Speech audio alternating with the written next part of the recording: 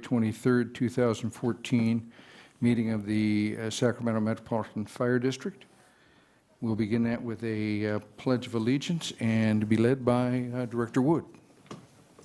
Pledge allegiance to the flag of the United States of America and to the republic for which it stands, one nation, under God, indivisible, with liberty and justice for all.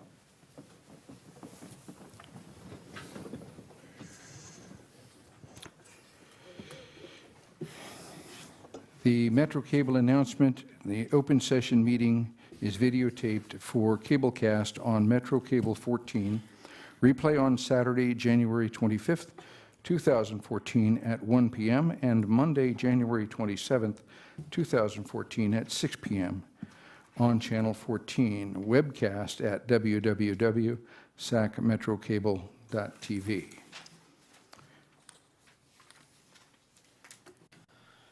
Items, public opportunity to discuss matters of public interest within the district jurisdiction, including items on or not on the agenda, are provided. And I would note that there are public speaker cards available from the board clerk. Moving then to the consent agenda. Mr. Chairman, I would move that we approve the consent agenda with a huge congratulations to all 39 of the individuals that are retiring. Second. I have a motion and a second. Would you please call the roll? I have a question. Oh, we have a question from Director Gould.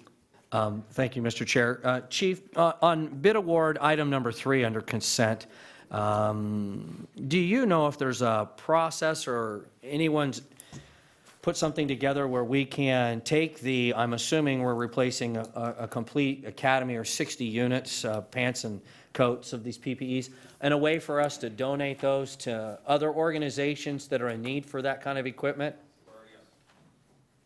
We do that on a regular basis, sir. Most of them we try to keep within the state of California. Okay. Smaller agencies. Some of the stuff that ends up going to Mexico. Sure.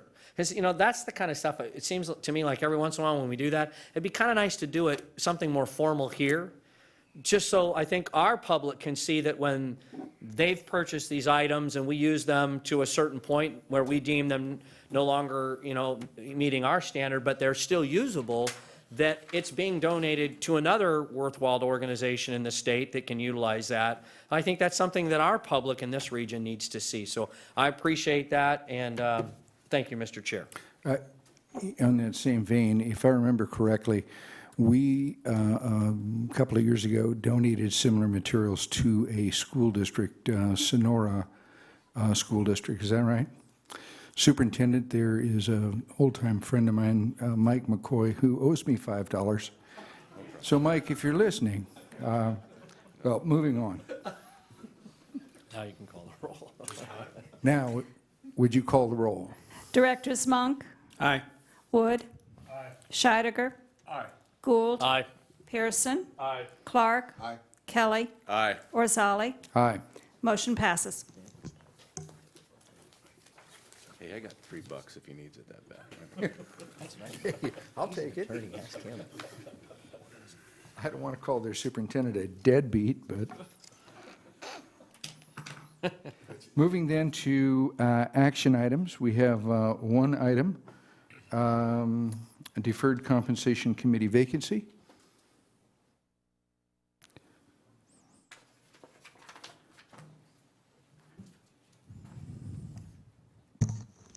Good evening. Troy Simonic, Jim Newcomer from the Deferred Comp Committee, Metropolitan. In your board packets, I've outlaid pretty much what do we have.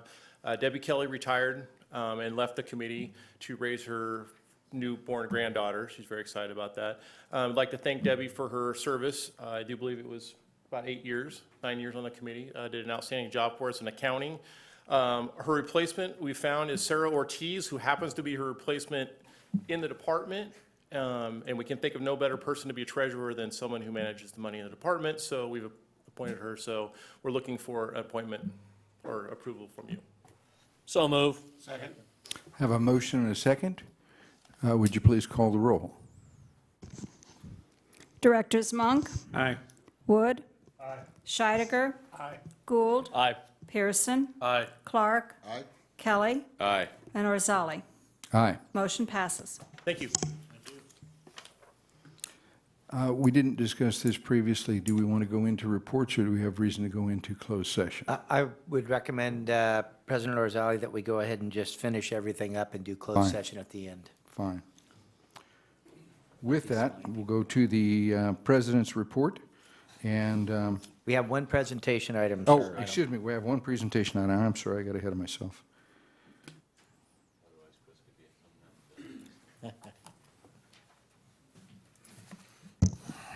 Mr. President, members of the board, Christopher Holbrook, I'm the Deputy Chief of Operations here at Metro Fire. I'm pleased to present to you tonight a program that we started in 2012 here at Metro Fire, and that program was 100% centered on succession planning. The idea was that with increased leadership at all levels to be developed within Metro Fire, those of us that transition out in the next few years would leave an opportunity for the younger folks that are behind us to actually lay bricks in the foundation of Metro Fire going forward. So, of all places, I was actually challenged at a crab feed one night. Might have been the fact that he had a drink or two, by an engineer. And what he stated was that Metro Fire was lacking strong leadership at all levels. So we sat down and we actually, this is an actual mind map that we drew out on a cocktail napkin. Wow. And what we came up with was a plan to move this concept forward. Now, I'd like to explain the concept to you. So the first things we did was came up with a problem statement and a purpose statement, why we existed, what we expected to fix here at Metro Fire. I'm not going to actually read these to you, but I'm going to show you about a 4-minute video that's going to explain just this.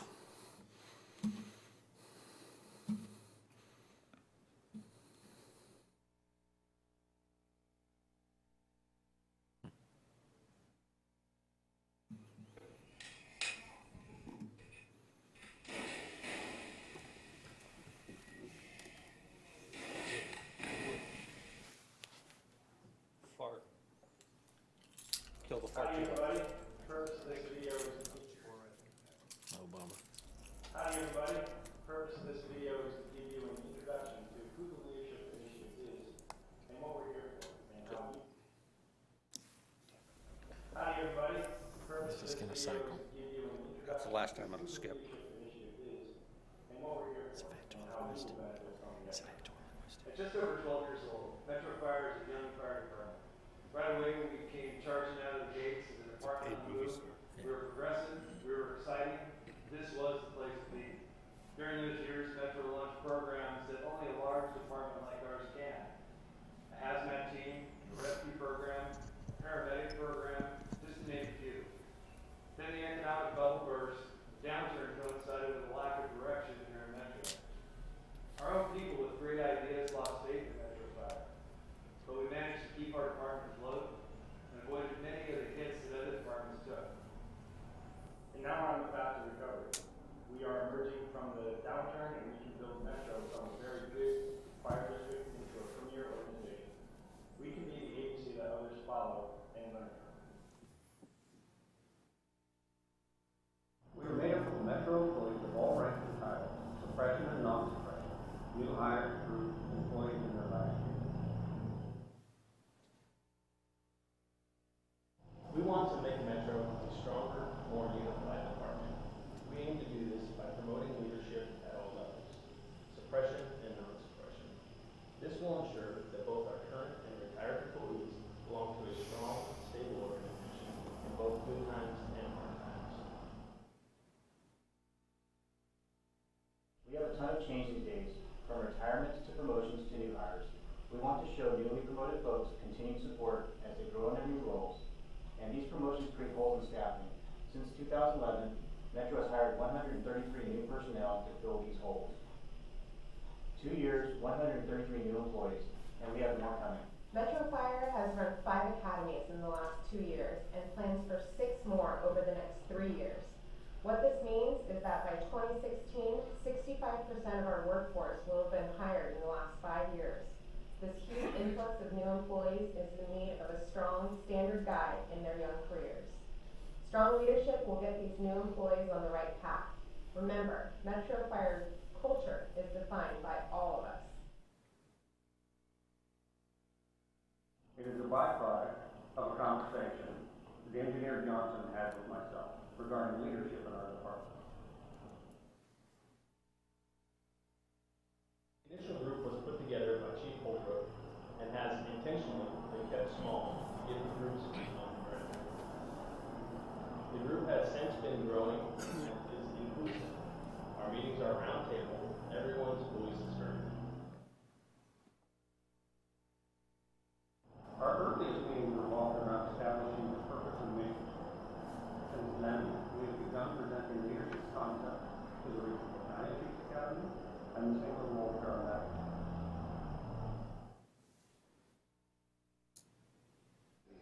In my opinion, hell no, I don't want another promotion. What we want is when you ask yourself, who do you want responding, whether it's 911 emergency call, a vehicle repair, a supply order, or any other service we perform at Metro Fire, we want Metro Fire to be the best. Oh, jeez. Ms. Davis, copy of the metric. Do you have other questions or constructive ideas for improving leadership at Metro? Ask one of us, or even better, come to a meeting. We need people with ideas and motivation to continue to raise the bar at Metro Fire. Whether we like it or not, fire service is constantly evolving. Economic downturns, evolving needs of the public we serve, huge influxes of new employees. The days of just running calls are long gone. We are now busier than ever before in a climate where we need to actively manage our department, leading at all levels. We can do that here at Metro Fire. We have a ton of talent, we are dynamic. Let's harness our strengths to make Metro Fire stronger and more unified. This is our department. We are accountable to the public we serve and to each other. Let's take an active role and make Metro Fire the best it can be.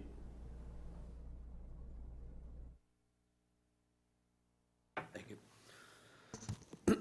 As was mentioned in the video, what I want to leave you with is some of the things that the Leadership Initiative actually has their fingers in right now. Remember, this is made up not of senior staff. This is made up of literally recruit firefighters all the way through day staff. Those individuals contributed to the Battalion Chiefs Academy, to the Captain's Academy, to the Regional Recruit and SRPP Academy.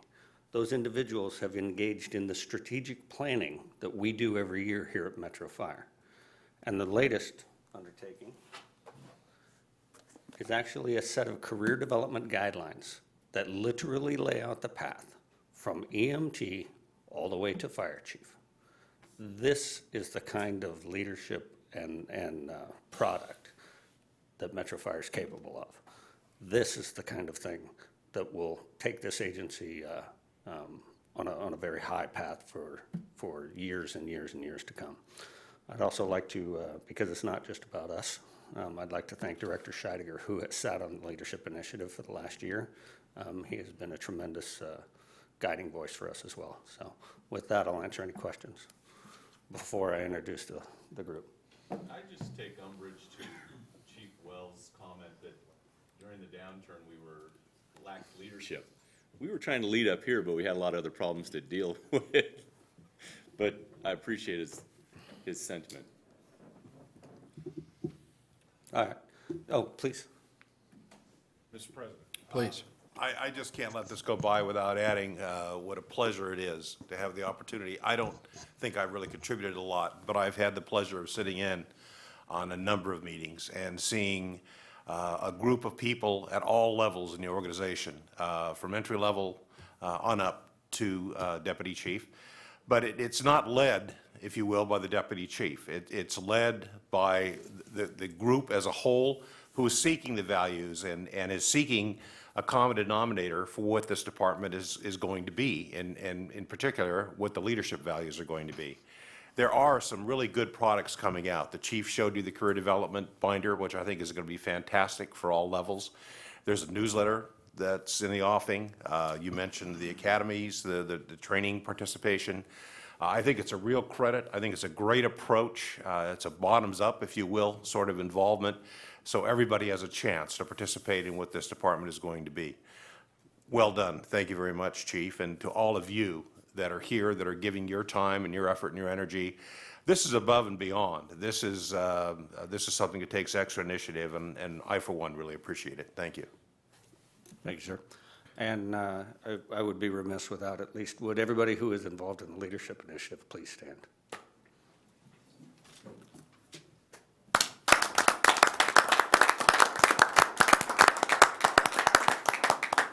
Thank you.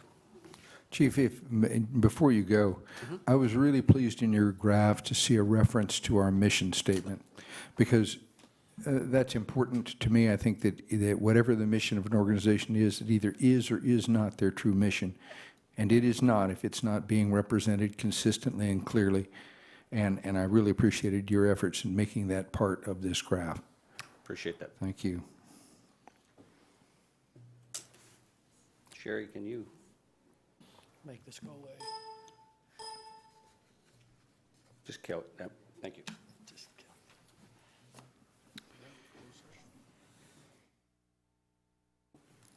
So we can go, do you have a preference? We can go to closed session now or finish up the reports and do it last?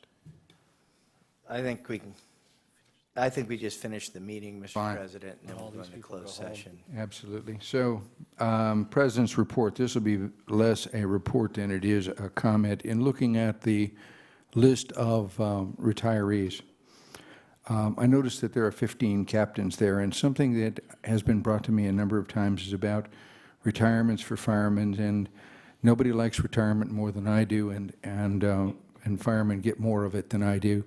So, my point in this is really simple. Among that list of retirees are people who are not retiring of their own volition. One of them is a captain whom I know who's retiring because 30 feet from the fire, a nail was pulled out of a building and it hit him in the eye in a life-altering injury. This has had an egregious effect on him, his family, and yet he's listed as simply retired. Often this is not the case, and I just want to emphasize to the public that there are a lot of folks who are retired in the nature of this dangerous business who leave simply because of a career-ending injury. So with that, we'll move on. Fire Chief's report. First off, President Orzali and Board of Directors, I'd like to congratulate the recipients of the Employee of the Year for 2013. The suppression recipient is Captain Kevin Wegener. He's been very active and involved in fire camp. Anybody that's gone to fire camp and all that, I believe he's been one of the big leads on that. Am I thinking of the right guy? Right? Do you guys want to nod for me? You just want to look at me like that? Anybody want to give him? You know, we only have 700 love. people here, but I'm pretty sure that. Okay, thank you. I appreciate that. Wow. You know, I'm just trying to keep comedy here. Logistics and Purchasing Manager Mark Jones, who you guys see a lot of as the support services recipient, does a lot of work as far as getting our bids out and stuff like that, does a really, really thorough job. And then the following personnel received nominations for Employee of the Year and will receive a peer recognition award. Health and Fitness Manager Chris Armstrong, Captain Brian Evers, Office Technician Nanette Goodwin, Captain Scott McKinney, and Captain Kelly Tassone. And unfortunately, there were no nominations for Reserve Firefighter this year, but we're in the process of bolstering that program up. As some of the senior ones that have been there that are left over, they said, well, it's kind of like a rotation because there was only like 6. And I think they would much rather prefer us get some new blood in there and help them out. So we're working very diligently on that. The awards will be presented to the recipients at our annual awards luncheon, which is scheduled for Wednesday, February 12th. Wednesday, February 12th, we'd love to have the directors there in 2014, so next month on February 12th. Side note, I was reelected as the chair of the California Metropolitan Fire Chiefs Association for the second year in a row, and we proceed on our mission. Upcoming events, Guns and Hoses football game is this Saturday, 1 p.m. at CSUS Stadium. I really encourage people to go. I've seen several of the directors there over the years. It is a great, great, great time, and especially if we can beat the Coppers on that glorious day. Last year was a little tough for us, but we're back in it this year. And then I'll be attending that. And then the same evening is the annual Pioneer Mutual Hook and Ladder Crab Feed, 6 p.m. at St. Mary's Parish Hall. I'll also be attending that. Also, Fill the Boot is February 14th to the 17th, Sunrise Boulevard and Greenback Lane. Please come out and support and donate. The Chiefs Challenge, by the way, is Saturday, February 15th. And of course, if any of you are feeling a little sporty there and want to give me some extra cash for the boot, I always try to salt it ahead of time. I think we outperformed the others by almost $3,000 last year. But I have competition in the city of Sacramento, as I said before, from Chief Dan Haverty. And so he's a pretty prolific fundraiser. So I'm going to need all the help I can get. So I'd like to get that $5 if you're not going to give it to the superintendent down there. Promotions, effective February 1st, staffing specialist Laura Kelly was promoted to staffing specialist. We are out for recruitment for board clerk. It closes January 31st at 5 p.m. That's an internal and external recruitment. We're also doing an internal-external recruitment for accounting technician. That closes on the 31st as well. One last thing that I think just goes to show the tenacity. You've heard us talk about the UWASI here and the UWASI grants, and it was restarted up, and we had some struggles there getting the fire service back involved, but we were successful with that. And out of that, we were very, very fortunate to be awarded one of the positions there. And so we received a grant for $180,000 to pay for a person from our department to work over at the UWASI, and that's over a 2-year period. So there'll be some supplementing coming from the district, but it puts us back in line in a position that we used to be very active in back in the early 2000s, and really helps us in that. The individual that, just to give you an idea, the Urban Area Security Initiative, the UWASI program, dedicates funding support to select high-threat, high-density urban areas in order to address their unique multidiscipline planning, organization, equipment, training, and exercise needs in building and sustaining capabilities to prevent, protect against, respond to, and recover from threats or acts of terrorism. The individual that's going over there is Captain Quinn. He will be detailed to Homeland Security, filling the position of exercise coordinator. How convenient with our new simulator across the hall here, which includes developing, planning, conducting, and evaluating all hazard multi-agency exercises. This places Metro Fire in another unique position to provide leadership, partnerships, and to leverage relationships with our cooperating agencies, and will be providing real-time situational awareness on issues which could impact our employees and the citizens we serve. Just a little bit on Captain Quinn. He's a 23-year employee, 11 years as a captain. He has participated in the Department of Defense Certified Level 2 Anti-Terrorism Officer, and he's a Terrorism Liaison Officer. He's a current Metro Fire Terrorism Liaison Officer Coordinator, and he has a proven history of collaboration and working with cooperators of this type. So again, it's $188,000 for up to 2 years. We just received the contract. We sent it to legal to be approved, and I think this is another great opening that shows that the rebuilding of relationships with our local, state, and federal partners continues, and I think it moves. It speaks really to the last event that presentation you saw, the leadership initiative, that shows that on all facets we are moving our people into leadership positions, not just internally within our own organization, but externally at the local, state, and federal level. And so I just would conclude and be happy to answer any comments that you might have. Thank you.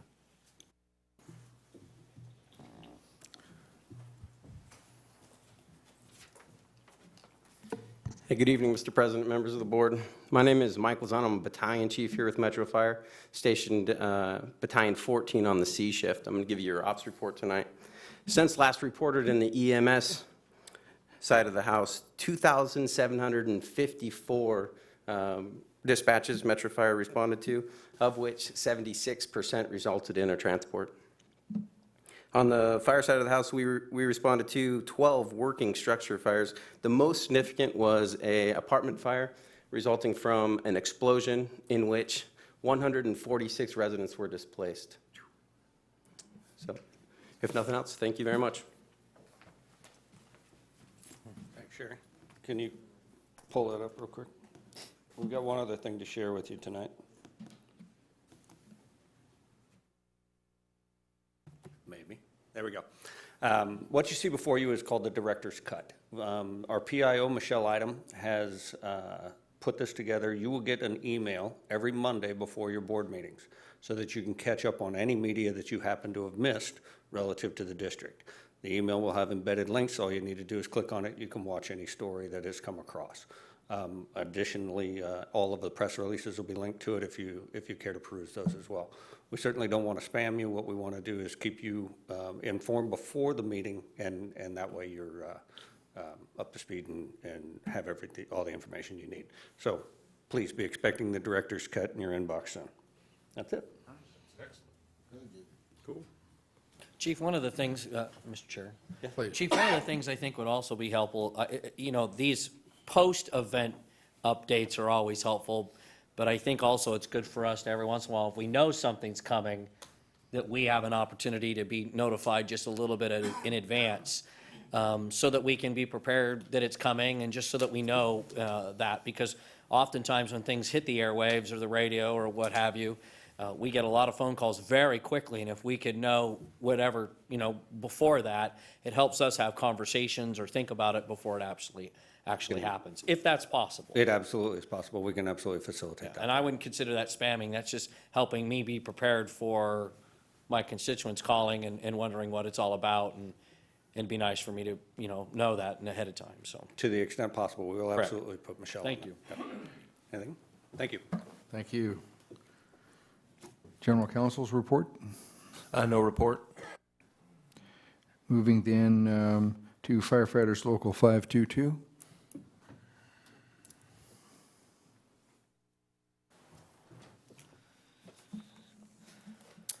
Good evening. Ty Bailey, Local 522 Vice President. I got a couple of things I want to go over with the Board of Directors tonight. First of all, as we extended our contract, we had several side letters. I have completed that as of beginning of January, and we're working with Human Resources to take all of the side letters and put them in our current MOU. So I just want to report that out. It's confusing for our members to find what language is current and not, and it's something that we're trying to clean up with our current contract extension. Next, March 5th, I just want to let everyone know that we have an important event coming up through CPF. Local agencies have teamed up. The last event was in June of 2012, but it's the Fire Ops 101. And what that is we're going to have delegates from our local communities able to go through the burn trailer.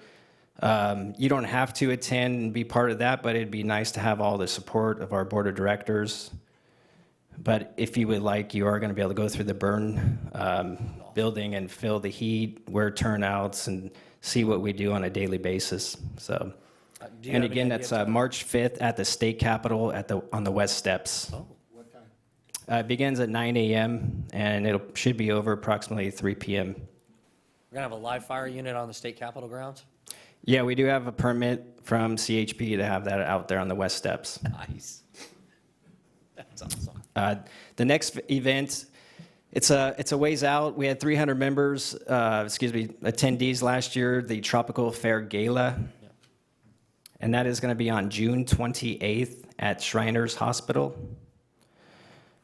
We did have a large donation from local, from CDF. They donated $10,000, and so we appreciate that from the Firefighter Burn Institute, and I want to recognize that.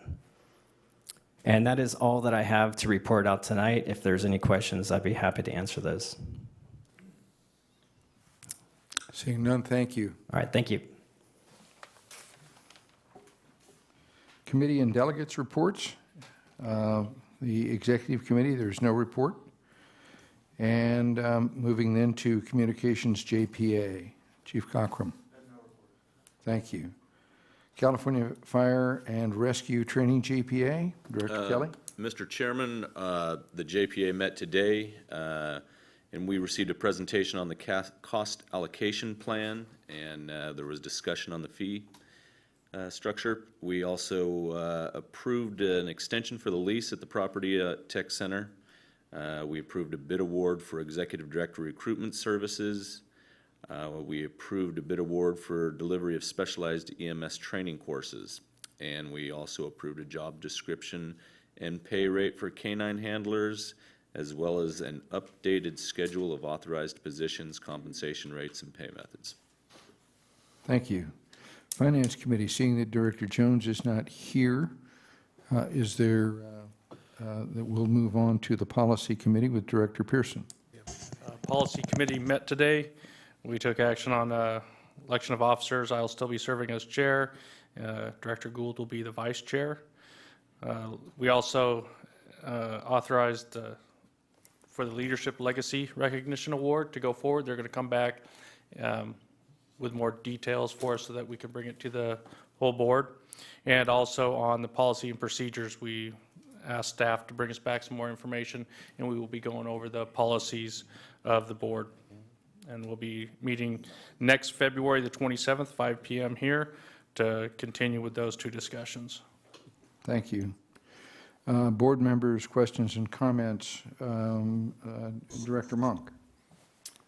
I just, real quickly, congratulations to all the people that made it through to retirement. That's important. And those people will be backfilling. They've got big shoes to fill, a lot of work ahead. So congratulations to all those people. Thank you. Director Wood. I don't have anything further. Thank you. Director Scheidegger. Thank you. I'd like to congratulate the chief on being elected chair of the Muni Chiefs Association again. And I'd really like to thank all of those in attendance representing the LIG group. Thank you for attending tonight and showing your support. But more importantly, thank you for your ongoing hard effort to make this a success. And I think really a good investment in the future of this department. Thank you very much. That's it. Thank you. Director Gould. Ditto. Thank you for that. Director Kelly. I too wanted to tell Chief Holbrook and all those individuals that were involved with the leadership initiative that, you know what, it was nice to see.